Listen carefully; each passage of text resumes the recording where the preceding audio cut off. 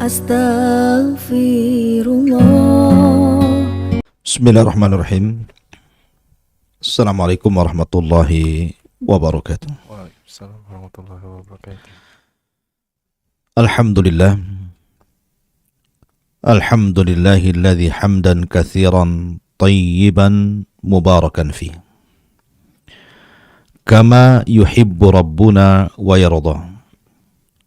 Asyhadu an la ilaha illallah wahdahu rabbi la syarika lah. Wa asyhadu anna Muhammadan abduhu wa rasuluhu alladzi la nabiyya ba'dah, amma ba'du. Ma'asyiral muslimin wal muslimat, para pemirsa Kiswah TV dan juga Humairah Channel di manapun Anda berada. Alhamdulillah, segala puja dan puji hanya milik Allah Subhanahu wa ta'ala yang telah mempertemukan kita di media yang kita cintai bersama. Salawat dan salam tak lupa senantiasa kita hadirkan untuk Rasul kita yang mulia Muhammad ibn Abdullah. Allahumma salli ala Muhammad wa ala alihi wa sahbihi wa man sara ala nahjihi ila yaumiddin. Ma'asyiral muslimin wal muslimat rahimani wa rahimakumullah. Pembahasan di pagi hari ini kita akan mengkisahkan sebuah risalah, sebuah surat dakwah yang dikirim Nabi sallallahu alaihi wasallam kepada para raja. Salah satu raja yang mendapatkan risalah itu adalah Adimur Rum, pembesar Romawi atau dikenal dengan Kekaisaran Byzantium. Surat ini dikirimkan oleh Nabi sallallahu alaihi wasallam kepada seorang sahabat sebagai pengantar surat yang sangat tampan, ahli di dalam diplomasi. Dialah sahabat Dihyatu Al-Kalbi. Bagaimana kisahnya? Dan apa yang bisa kita petik pelajaran dari kisah ini? Ma'asyiral muslimin yang dimuliakan Allah Subhanahu wa ta'ala, ketika Nabi sallallahu alaihi wasallam berada di kota Mekah dan belum terjadi hijrah, kita tahu bahwa tantangan dakwah yang dihadapi Rasul teramat sangat berat. Banyak penduduk Mekah itu menolak dakwah Nabi. Begitulah Nabi SAW diuji dalam dakwahnya, sehingga banyak para sahabat akhirnya terpaksa hijrah, terusir dari negaranya sendiri. Sebagian mereka hijrah ke Habasyah sampai 2 kali, dan belakangan kemudian hijrah ke kota Yathrib yang belakangan disebut kota Madinah. Lah Nabi SAW pun kemudian hijrah bersama rombongan para sahabat yang lainnya menuju kota Madinah. Akhirnya Nabi SAW menetap di kota Madinah. Selama di kota Madinah, banyak terjadi peperangan antara Nabi SAW dan orang-orang kafir Quraisy. Di antaranya perang yang sangat masyhur, perang Badar Kubra, kemudian juga perang Uhud, dan perang-perang yang lainnya. Sampai pada waktunya ketika Nabi SAW hendak melaksanakan umrah bersama sebagian kecil para sahabat, kemudian dilarang dan diancam, yang berakhir dengan sebuah perdamaian yang dikenal dalam sejarah sebagai Sulhu Al-Hudaybiyah, yang diantara bulir kesepakatan dalam perdamaian itu untuk tidak saling menyerang, untuk tidak saling berperang. Sehingga akhirnya kedua belah pihak mendapatkan kedamaian hidup, baik dari kubu orang-orang Quraisy yang tadinya mereka sulit untuk melakukan perniagaan ke Syam karena bagaimanapun harus melintasi kota Madinah. Terkadang ketika masih kondisi bermusuhan dan berperang dan belum ada perdamaian, mereka kesulitan karena akan berhadapan dengan tentara Nabi SAW dalam perjalanan niaga mereka ke Syam. Begitu juga sebaliknya. Sehingga akhirnya Nabi SAW punya peluang. Sudah tidak disibukkan lagi kemudian dengan perkara orang-orang kafir Quraisy, dan Rasul menyibukkan dengan berdakwah ke kabilah-kabilah yang ada di sekitar Yathrib, sampai menyurati beberapa raja seperti Najasyi, raja Ethiopia, kemudian Kisra, raja Persia, termasuk juga kisah yang kita akan kisahkan, surat dakwah kepada Herakli, seorang pembesar Romawi. Ma'asyiral muslimin yang dimuliakan Allah Subhanahu wa taala. Maka Nabi SAW mengutus seorang sahabat yang memang pakar dalam diplomasi, namanya Dihyah ibn Khalifah ibni Farwat ibni Fadalat al-Kalbi, atau dikenal dengan Dihyatul Kalbi, seorang sahabat yang masyhur, termasuk as-sabiqun al-awwalun, termasuk juga banyak menyaksikan peperangan bersama Nabi sallallahu alaihi wa ala alihi wasallam. Bahkan Dihyatul Kalbi, sebagaimana dikatakan oleh Imam Al-Qurtubi rahimahullahu taala, kana min kibaris sahabat, termasuk seniornya para sahabat Nabi sallallahu alaihi wasallam.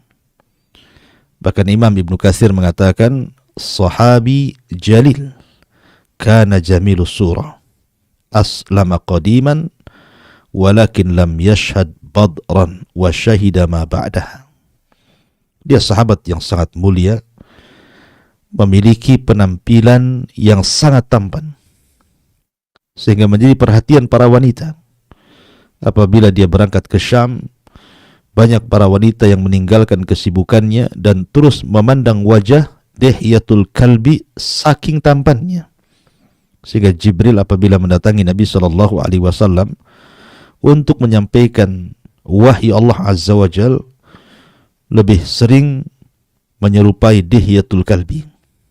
Sampai Aisyah radhiyallahu anha pernah menyangka bahwa Rasul sedang berdiri menghadap Dihyah dan sedang berbincang-bincang. Setelah ditanya, maka Nabi SAW mengatakan kepada Aisyah, itu bukan Dihyah, itu adalah Jibril. Kemudian Rasul mengatakan, hal ra'aiti, apakah engkau melihatnya wahai Aisyah? Kata Aisyah radhiyallahu anha, ya. Maka Rasul mengatakan, engkau akan mengalami kebutaan di akhir hayatmu. Intinya bahwa Nabi SAW mengirim surat kepada Raja Herakli lewat perantara sahabat yang sangat mulia Dihyatul Kalbi. Taib, kita mulai kisah ini dari Herakli dulu. Siapa Herakli ini? Herakli ini istilah raja dari raja-raja Romawi. Sama dengan Najasyi, istilah raja bagi raja-raja Habasyah Ethiopia. Ataupun Tubba, istilah raja bagi raja-raja Yaman, dan begitu seterusnya. Disebut juga sebagai Kaisar. Kaisar itu diambil karena ketika ibundanya sedang sakit parah, sementara dia sedang hamil dan mengandung Herakli ini. Dan ketika itu peralatan tidak sebagaimana secanggih hari ini, maka ketika sakaratul maut ibundanya, kemudian dibelahlah perutnya. Maka dalam bahasa mereka, membelah perut itu disebut Kaisar. Maka rupanya anak yang ada dalam perut ibunya itu masih bergerak-gerak. Akhirnya diselamatkan dengan cara dibelah perutnya, kemudian dikeluarkan anak tersebut, dan selamatlah anak tersebut, kemudian disebut Kaisar. Karena ketika melahirkan, perut ibundanya disobek, kemudian selamat. tapi ibundanya meninggal dunia. Ma'asyiral muslimin yang dimuliakan Allah Subhanahu wa taala, ada juga yang mengatakan bahwa nama Herakli itu adalah Falavius Hercules Augustus. Falavius Heraclus Augustus, itulah nama asli beliau, atau kemudian dikenal dengan Herakli dalam bahasa Arab. Lah Herakli ini tumbuh besar dan memiliki sedikit ilmu tentang nujum. Dia ahli nujum, artinya sedikit memiliki ilmu dalam dunia perdukunan. Lah ketika dia menjadi raja bagi Romawi, bahkan ketika itu Romawi sangat kuat sekali karena mampu mengalahkan Persia, dan dua-duanya negara adidaya kala itu. Herakli ini suatu ketika bermimpi. Mimpinya aneh. Dia memandang bintang-bintang yang ada di langit. Kemudian dia melihat sosok seorang penguasa yang dikhitan, yang disunat bahasa kitanya. Kemudian dia pun terbangun dengan wajah yang tidak ceria. Sehingga kemudian orang-orang di sekitarnya bertanya kepada Herakli tentang ada apa gerangan dengan raja mereka yang biasa ceria, biasa selepas tidur menghadap mereka, berbincang-bincang, ngobrol, rapat, begitu seterusnya. Tiba-tiba hari itu murung. Sehingga kemudian ditanyakan kepada Herakli ini apa yang terjadi dengan dirinya. Maka dia pun mengatakan, qad dhahara mulkul khitan, telah tampak kepadaku kerajaan orang-orang yang disunat, orang-orang yang dikhitan. Maka ketika mendengar ada kekhawatiran dari Herakli bahwa kekuasaannya akan digoyang oleh seorang raja, penguasa bagi orang-orang yang dikhitan, orang-orang di sekitar Herakli itu menyangka bahwa jangan-jangan orang-orang yang dikhitan itu adalah orang-orang Yahudi, karena mereka tidak mengenal orang yang dikhitan kecuali orang Yahudi. Akhirnya kemudian orang-orang di sekitar Herakli mengatakan, kalau itu yang kau khawatirkan wahai raja, kita tangkap saja orang-orang Yahudi yang ada di Syam ini. Kemudian kita bantai supaya kau tenang dan tidak merongrong kerajaanmu. Sebagaimana Fir'aun ketika khawatir dengan seorang anak yang lahir dari Bani Israel, maka Fir'aun membantai Bani Israel. Akan tapi Herakli kemudian mengatakan tidak, tunggu sampai datang kejelasan. Lah selang beberapa saat, beberapa waktu dari mimpinya Herakli yang meramalkan akan datang seorang raja yang diikuti oleh orang-orang yang dikhitan atau disunat dan akan menggulingkan kekuasaannya, tiba-tiba datanglah surat dari Nabi SAW lewat perantara Dihyatul Kalbi. Karena raja tidak bisa berbahasa Arab, tentu surat itu juga diterjemahkan. Yang isinya disebutkan di dalam hadis Bukhari dan juga hadis-hadis yang lainnya. Qala bismillahirrahmanirrahim. Min Muhammad ibn Abdullah wa rasulihi ila Herakla adhimir Rumi. Salamun ala man ittaba'al huda. Amma ba'du. Fa inni ad'uka bidi'ayatil Islam. Aslim taslam. Yu'tika Allahu ajraka marrataini. Fa in tawallaita fa inna 'alaika ismal arisiyin. Kemudian Nabi SAW melanjutkan suratnya dan membacakan atau menuliskan satu ayat Al-Quran, wa ya ahlal kitab ta'alau ila kalimatin sawa bainana wa bainakum alla na'budu illallah wa la nusyrika bihi syai'an wa la yattakhidha ba'duna ba'dan arbaban min dunillah fa in tawallaw faqul ashhadu bi anna muslimun. Bismillahirrahmanirrahim, dengan menyebut nama Allah yang maha penyayang lagi maha pengasih. Surat ini dari Muhammad, hamba Allah dan Rasulnya, teruntuk kepada Herakli, pemimpin Romawi. Keselamatan bagi orang yang mengikuti petunjuk. Amma ba'du. Aku serukan kepada engkau, wahai Herakli, untuk masuk ke dalam Islam. Maka masuklah ke dalam Islam, engkau akan selamat. Dan Allah akan berikan kepadamu 2 kali lipat pahala. Tapi jika engkau berpaling, maka engkau akan menanggung dosa umat Arisiyin. Siapa Arisiyin? Nanti akan saya jelaskan siapa Arisiyin ini. Kemudian Nabi SAW mencantumkan ayat, wahai ahla kitab, orang-orang yang diberikan kitab, kemarilah kepada satu kalimat yang sama antara kita dengan kalian, agar kita tidak boleh menyembah kecuali kepada Allah, agar kita tidak menyekutukan Allah dengan sesuatu apapun, agar jangan sampai sebagian kita mengambil sebagian yang lain sebagai sesembahan selain daripada Allah Subhanahu wa ta'ala. Maka jika mereka berpaling, katakan, bersaksilah bahwa kami termasuk orang-orang yang menyerahkan diri kepada Allah Subhanahu wa ta'ala. Muttafaqun alaihi. Inilah isi surat yang singkat yang ditulis Nabi SAW kepada pemimpin Romawi lewat tangan Dihyatul Kalbi. Ketika Herakli kemudian membaca surat ini, sebelumnya dia bermimpi, maka seolah-olah ada korelasi antara mimpi dengan surat itu.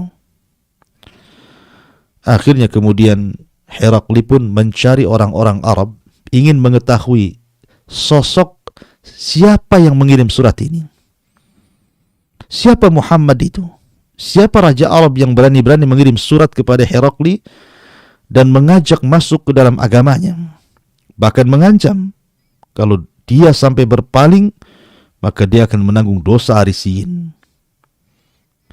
Ma'asyiral muslimin yang dimuliakan Allah Azza wa Jalla, kebetulan ketika itu rombongan Abi Sufyan yang sudah lama tidak berniaga ke Syam membawa 30 anggota para peniaga, para pembisnis yang dipimpin Abi Sufyan, berangkat dari Mekah ke Syam untuk membawa barang-barang dagangan dari Mekah dijual di Syam.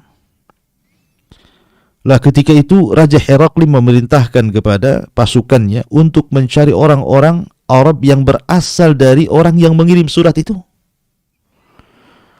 Akhirnya kemudian ditangkaplah Abi Sufyan dengan 30 anggotanya dan dihadapkan kepada Raja Herakli. Di sini terjadi hiwar yang sangat agung, yang sangat besar antara dialognya Abi Sufyan dengan Herakli yang dicatat dalam sejarah sebagai dialog terbesar. Karena dialog ini syarat dengan pelajaran. Maka karena Abi Sufyan berbahasa Arab, tidak paham bahasa Romawi, begitu juga sebaliknya, maka Herakli memanggil penerjemahnya. Kemudian Herakli meminta kepada penerjemahnya untuk bertanya kepada rombongan Abi Sufyan ini. Salhu, tanya kepada dia tentang siapa yang paling dekat nasabnya orang-orang yang datang ke Syam bersama orang yang mengirim surat itu, Nabi SAW. Maka orang-orang pun kemudian mengisyaratkan kepada Abi Sufyan. Kenapa Herakli bertanya soal siapa yang dekat nasabnya? Karena kedekatan nasab tentu akan lebih mengenal sosok siapa orang tersebut. Akhirnya kemudian Abi Sufyan pun dihadapkan kepada Raja Herakli, kemudian berdialog yang dicatat dalam beberapa referensi buku hadis, diantaranya Bukhari dan yang lainnya. Maka kata Herakli kepada penerjemahnya, Salhu, tanyakan dia, kaifa hasabuhu fikum? Bagaimana nasabnya? Maksudnya Nabi SAW yang mengirim surat itu bagaimana nasabnya? Apakah dia dzu nasabin?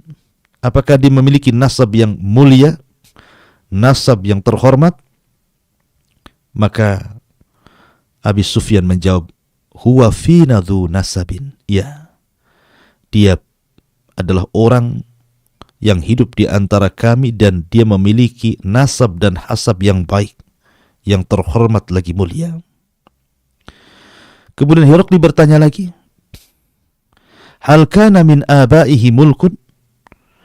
Apakah orang yang mengirim surat kepadaku, maksudnya Nabi SAW itu, bapaknya seorang raja? Maka Abi Sufyan mengatakan, la, tidak.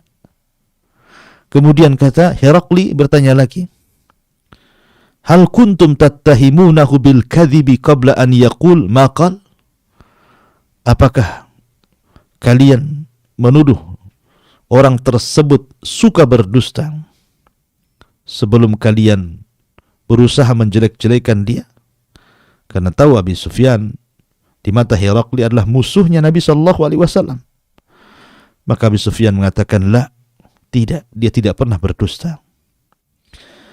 Kemudian Herakli bertanya lagi, man yattabi'u, siapa yang mengikutinya? Asyrafun nasi am du'afa'uhum? Apakah orang-orang lemah di antara mereka ataukah orang-orang yang terpandang yang mengikuti orang yang ngaku nabi itu? Maka Abi Sufyan menjawab, bal du'afa'uhu amma asyrafuhum wadul ansabi fihim fala. Kata Abi Sufyan, yang mengikuti orang tersebut adalah orang-orang lemah.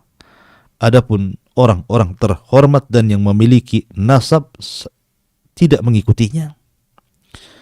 Kemudian Herakli bertanya lagi, ayaziduna am yankusun? Apa pengikutnya makin bertambah ataukah berkurang? Maka Abi Sufyan mengatakan, bal yazidun, bahkan bertambah. Kemudian Herakli mengatakan, hal yartad ahadu minhum an dinihi ba'da an yadkhula fihi karhan lahu? Apakah setelah orang-orang yang mengikuti Nabi tersebut masuk ke agamanya, kau dengar pernah ada satupun yang murtad karena tidak suka dengan agamanya? Kata Abi Sufyan, la, tidak. Semua tidak ada yang murtad, kalau sudah masuk susah keluar. Kemudian kata Herakli, hal qataltumuhu? Apakah engkau memerangi mereka? Apakah engkau berperang memerangi dia, maksudnya Nabi yang mengirim surat kepada dia, pada Herakli? Maka Abu Sufyan mengatakan, na'am, ya, kami memerangi dia.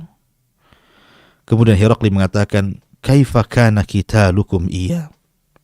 Bagaimana cara perang kalian melawan dia? Apakah mengalami kemenangan ataukah kekalahan? Maka Abu Sufyan mengatakan, takunul harb bainana wa bainahu sajjalan yusibu minna wa nusibu minhu. Ya, kami terkadang perang melawan orang itu. Terkadang dia yang menang, terkadang dia yang kalah. Kemudian Herakli mengatakan, hal yaghdir? Apakah dia pernah berkhianat? Maka Abi Sufyan mengatakan, la, tidak. Dia tidak pernah berkhianat. Kemudian kata Herakli, hal qala hadzal qaul ahadun qablah? Fahuwa yatashabbah bihi? Apakah yang diucapkan orang yang ngaku nabi ini pernah ada orang yang mengucapkannya sehingga dia hanya meniru-niru saja? Kata Abi Sufyan, la, tidak. Baru dia yang mengucapkannya. Kemudian kata Herakli, apa yang diseru orang itu? Maka kemudian Abi Sufyan mengatakan dia menyeru untuk mentauhidkan Allah dan meninggalkan sesembahan apa yang disembah bapak-bapak kami. Kemudian Herakli pun memandang penerjemahnya. Kemudian mengatakan, sesungguhnya aku bertanya soal nasabnya, dan dia katakan dia memiliki nasab yang terhormat. Maka begitu juga para nabi sebelumnya diutus dan rata-rata adalah nabi yang paling terhormat dari nasab seluruh kaum-kaumnya. Kemudian aku bertanya lagi, apakah dia memiliki keturunan raja? Kemudian dia katakan tidak. Maka aku katakan, kalau seandainya kemudian ada keturunannya raja, tentu maksud dia mengaku nabi jangan-jangan hanya untuk mengambil kembali kerajaannya. Kemudian aku bertanya lagi, bahwa pengikutnya apakah orang-orang lemah atau terhormat? Dia katakan orang-orang lemah, dan orang-orang terhormat sedikit sekali yang mengikutinya. Maka kata Herakli, begitulah para rasul. Memang pengikutnya rata-rata orang-orang lemah. Kemudian aku bertanya lagi, apakah engkau menganggap dia pendusta? Dan dia katakan tidak. Ya, karena seorang nabi tidak mungkin berdusta. Kalau dia tidak berdusta kepada manusia, maka yakin dia tidak mungkin berdusta atas Allah subhanahu wa ta'ala. Sebab kalau dia sudah berani berdusta kepada manusia, pasti dia akan mudah berdusta kepada Allah azza wa jalla.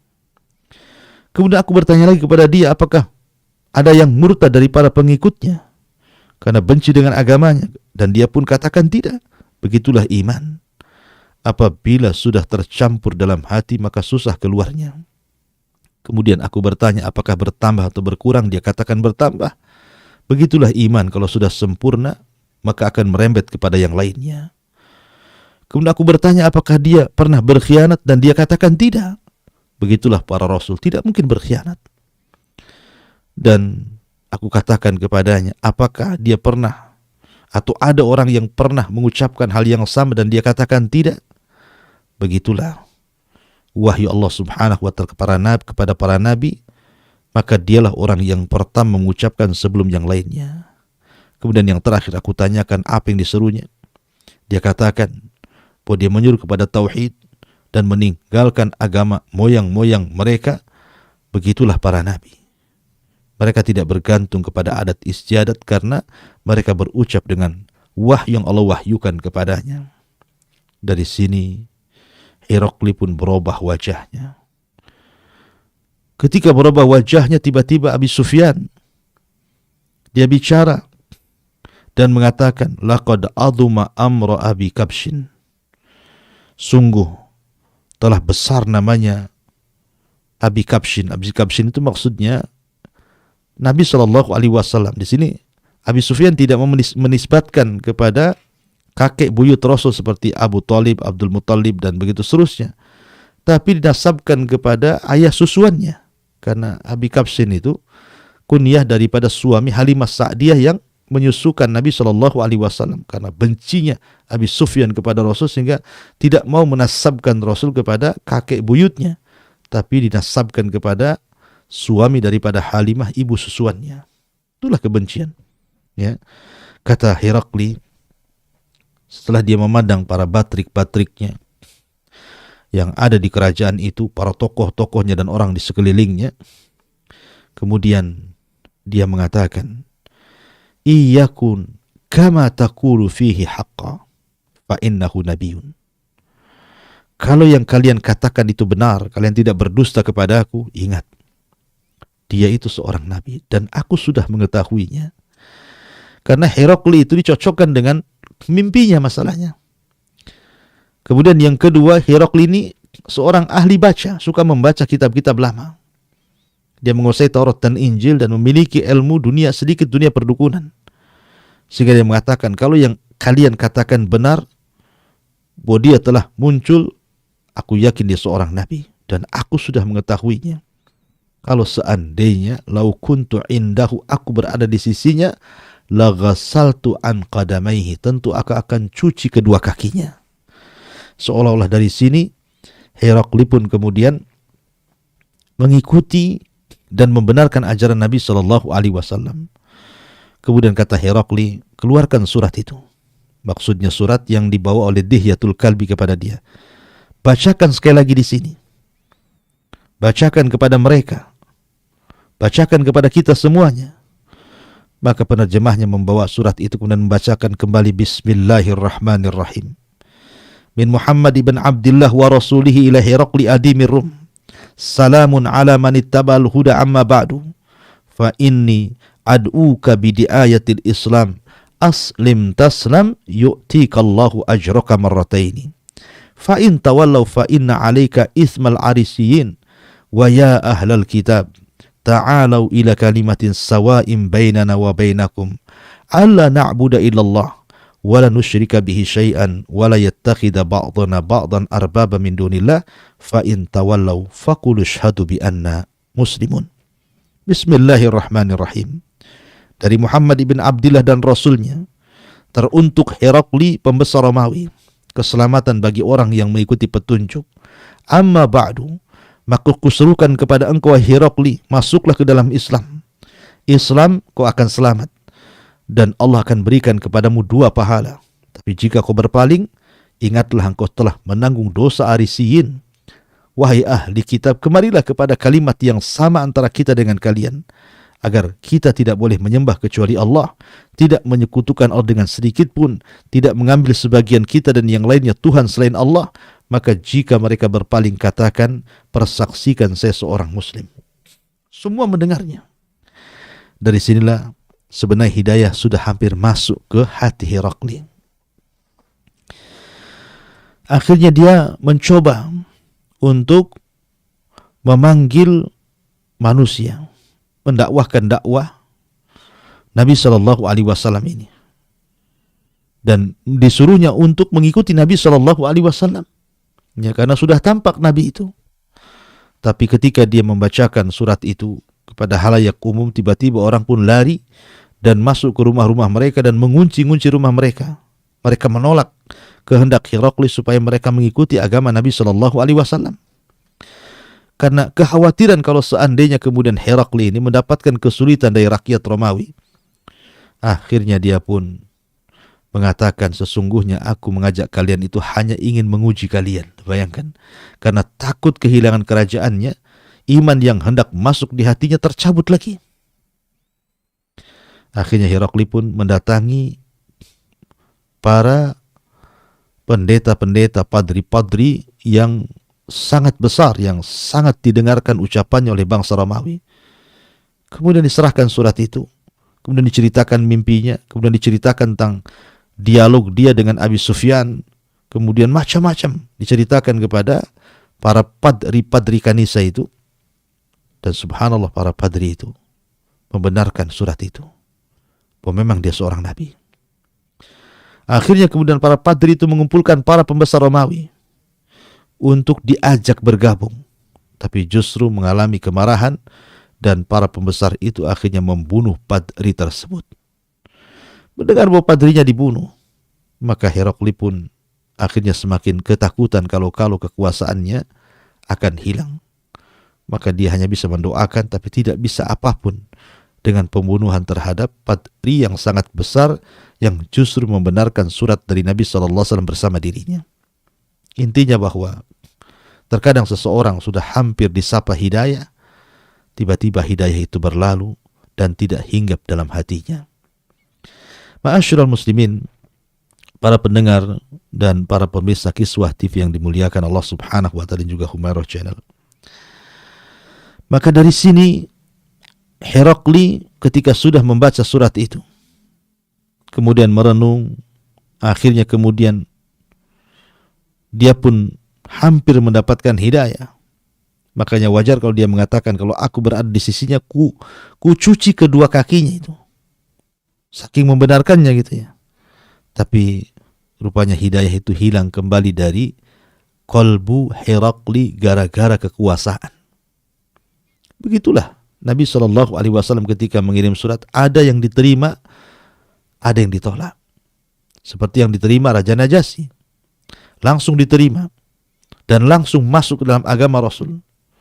Bahkan Nabi SAW menyolatkan kematian Raja Najasyi Ashamah ibn Afjur karena wafatnya, karena tidak ada yang mensolati dia di Ethiopia sana. Makanya Rasul kemudian salat gaib, dan itulah salat gaib pertama Rasul untuk Raja Najasyi, dan Rasul tidak pernah salat gaib lagi setelah itu.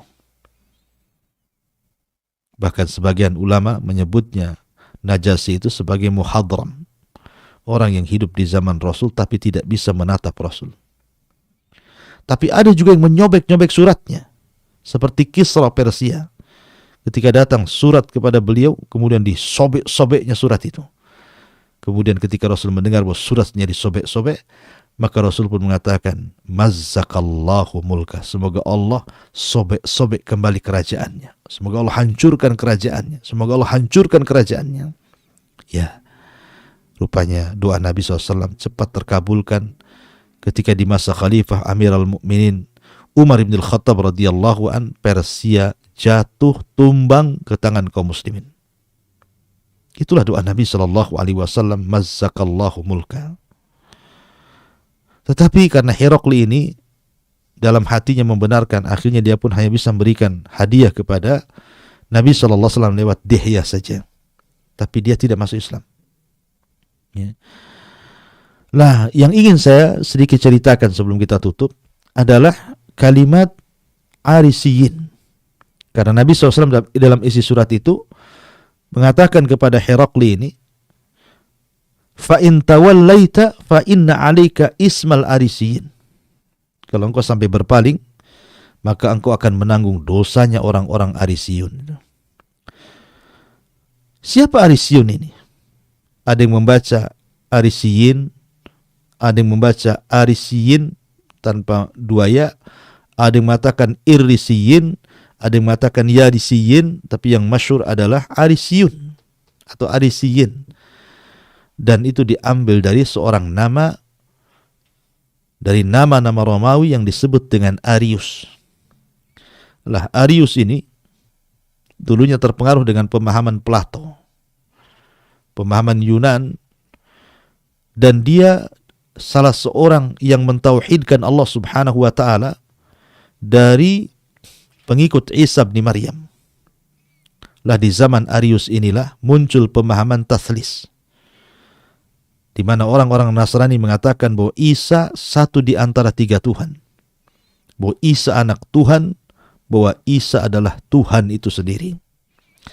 Lah, Arius ini salah satu orang Nasrani pengikut Isa bin Maryam, pengikut ajaran Isa bin Maryam yang sangat setia, sangat saleh, mentauhidkan Allah, tidak terpengaruh dengan keyakinan Nasrani yang lainnya. Artinya ketika itu Nasrani pecah menjadi dua. Pecahan yang pertama, orang-orang yang mentauhidkan Allah, yang tidak menganggap Isa itu satu di antara tiga Tuhan, ataupun anak Tuhan, ataupun dia Tuhan. Tapi kelompok yang lainnya justru yang berpemahaman seperti itu, mengakui bahwa Isa adalah satu di antara tiga Tuhan.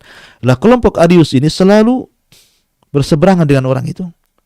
Tapi karena jumlahnya tidak banyak, akhirnya mereka hanya terpinggirkan. Karena bagaimanapun orang-orang Arius itu rata-rata fallahun, rata-rata para petani, bukan orang-orang terhormat. Ya. Sampai pada waktunya akhirnya di zaman Adhimi Romawi ini, Herakli lah orang-orang Arisiyun yang berpemahaman bahwa Isa bukan Tuhan, Isa bukan anak Tuhan, Isa bukan satu di antara tiga Tuhan, itu adalah orang-orang dekatnya Herakli. Jadi orang-orang yang sangat loyalis kepada Herakli adalah orang-orang Arisiyun, keturunan orang-orang Arisiyun. Makanya Nabi SAW mengatakan, fa in tawallaita fa inna 'alaika itsmal Arisiyin. Kalau engkau berpaling wahai Herakli, kau yang akan menanggung dosanya orang-orang Arisiyun itu, pengikut Arius yang masih mentauhidkan Allah Subhanahu wa taala dari orang-orang yang beragama Nasrani kala itu. Ma'asyiral muslimin yang dimuliakan Allah Subhanahu wa taala, inilah diantara secara singkat bagaimana risalah dakwah Rasul kepada Raja Romawi. Lalu apa yang bisa kita petik pelajaran dari kisah ini? Pertama, semangat Nabi SAW berikan hidayah kepada manusia. Sampai-sampai Nabi SAW tidak peduli. Ya, beliau surati semua para raja. Ada yang menerima, ada yang menolak, ada yang tidak menerima kemudian memberikan hadiah, ada yang tidak menerima sampai membunuh delegasi. Itulah tantangan dakwah Nabi SAW. Tapi Rasul semangat berikan hidayah kepada manusia. Tentu yang dimaksud hidayah di sini hidayah irsyad. Adapun taufik itu hanya milik Allah Subhanahu wa taala.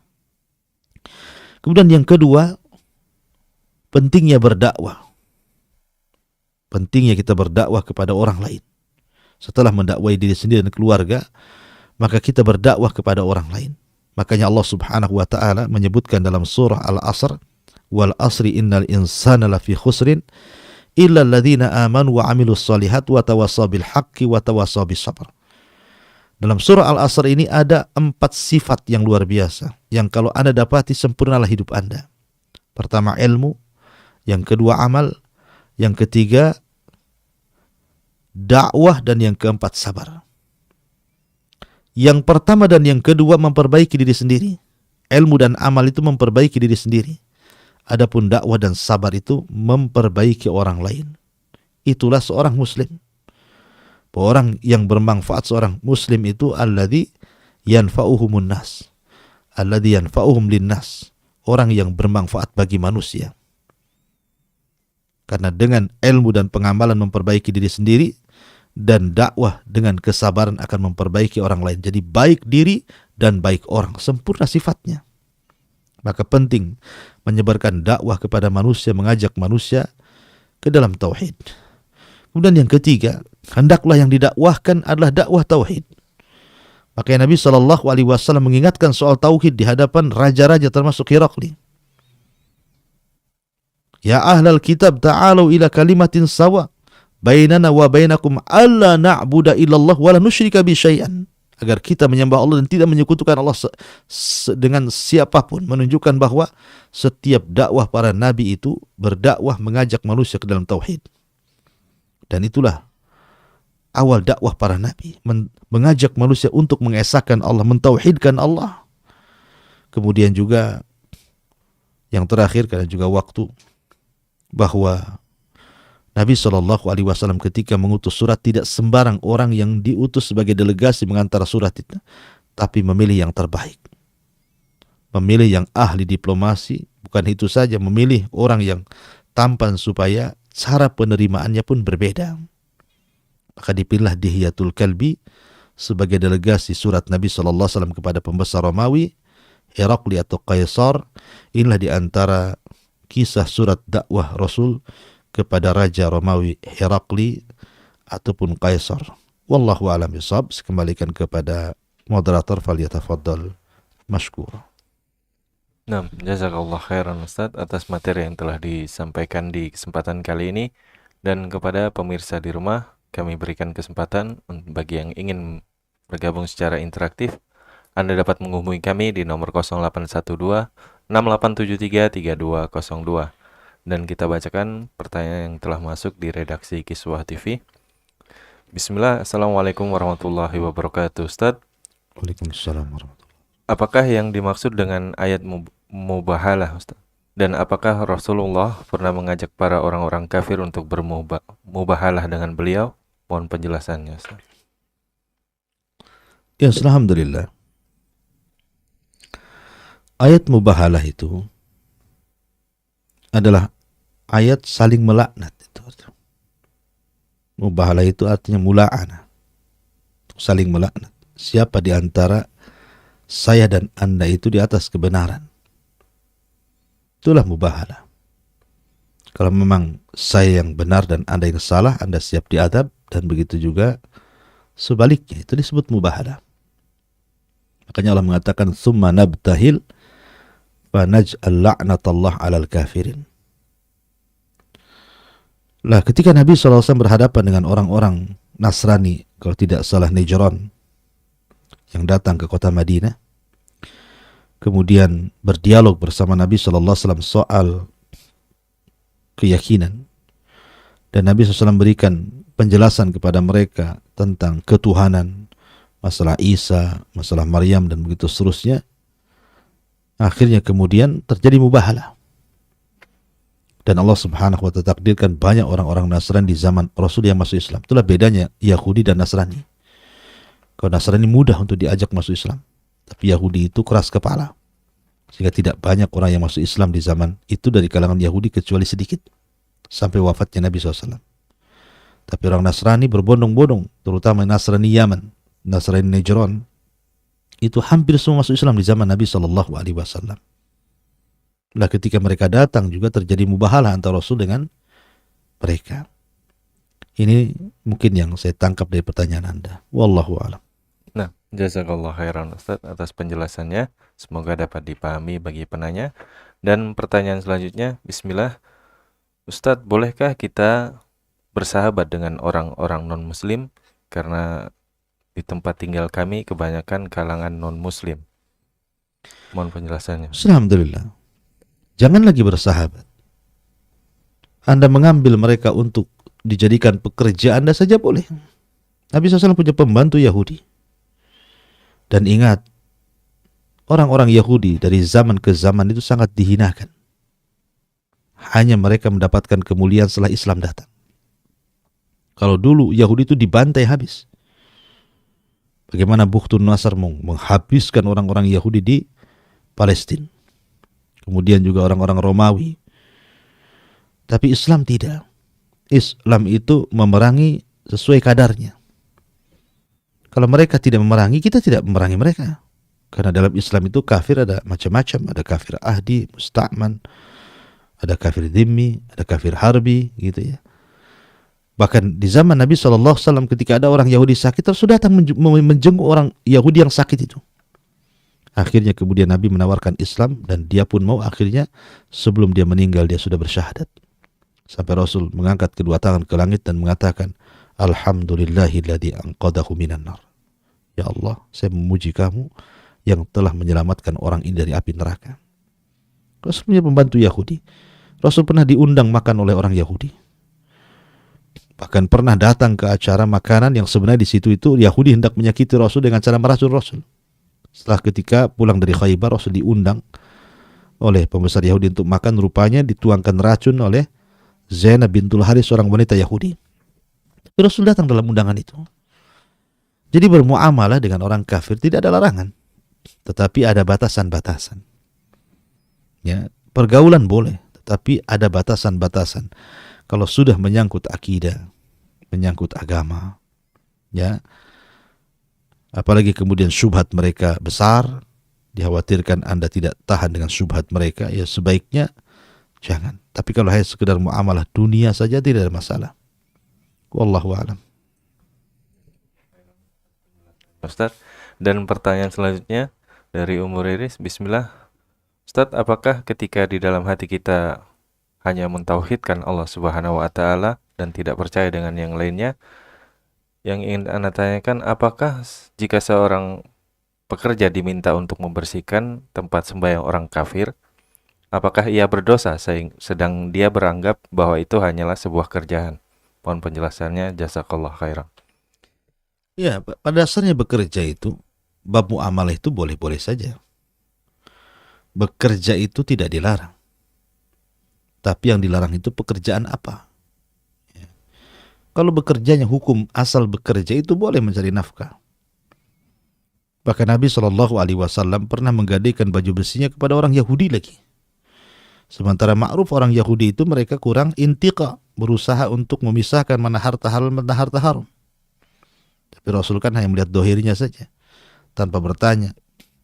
Makanan sebagai penjamin baju besi itu kan Rasul tidak bertanya, ini makanan kau dari mana dapatnya, uang pakai apa, tidak kan. Kita melihat dohirnya saja. Ya, Rasul sampai bermuamalah seperti itu. Baju besinya dititipkan kepada orang Yahudi. Karena Rasul menjauhi meminta-minta. Adapun soal pekerjaan itu perlu. Ya, seperti orang yang bekerja di bank yang ada ribanya. Walaupun Anda hanya sebatas sekretarisnya di situ atau yang ngitung duitnya, tetap kena juga. Ya. Karena Nabi SAW mengatakan la'anallahu riba wa mukilahu wa syahidaihi wa katibahu kulluhum sawa. Bahwa pemakan riba itu mulai yang makan, yang ngasih makan, yang menyaksikan, notarisnya, semua kena. Dan hukumnya sama. Ya. Artinya bahwa pekerjaan itu dilihat, pekerjaan ini memadaratkan agamanya atau tidak. Kalau tidak ada hubungan dengan agama, silakan. Seperti Anda jadi supir taksi, ojek online, atau apa gitu kan, tukang bangunan, atau jual di kaki lima, kan gak ada kaitan dengan agama. Karena urusan dunia itu kita lebih paham dibandingkan Nabi. Ada Rasul yang mengatakan antum a'lamu bi umuri dunyakum. Kalian lebih paham dengan perkara dunia kalian dibandingkan diriku. Tapi kalau soal agama, maka harus panati kita. Kalau dengan bekerja seperti ini ada unsur-unsur bisa melecehkan agama, maka jangan bekerja di situ. Ya. Maka seperti Anda membersihkan tempat-tempat ibadah di luar Islam gitu ya. Apakah itu termasuk pekerjaan yang boleh dilakukan atau tidak? Maka sebaiknya Anda bekerja di tempat lain. Ya, kalau memang itu di tempat-tempat yang ibadah orang lain, biarkan dibersihkan oleh orang-orang yang sepaham dengan mereka. Parahnya lagi Anda tidak pernah bersihkan masjid pula, Anda bersihkan tempat ibadah yang lain pula, kan begitu. Ya, jadi walaupun jangan beralasan ini kan sebatas pekerjaan Ustaz, bukan masalah itu. Karena di sini ada tegak namanya wala wal bara namanya ya. Seseorang itu harus meletakkan loyalitasnya kemana dan meletakkan bara berlepas dirinya kemana. Karena Islam itu tegak di antara dua kata al-wala wal bara tadi. Wallahu a'lam. Penjelasannya Ustaz. Dan satu pertanyaan terakhir.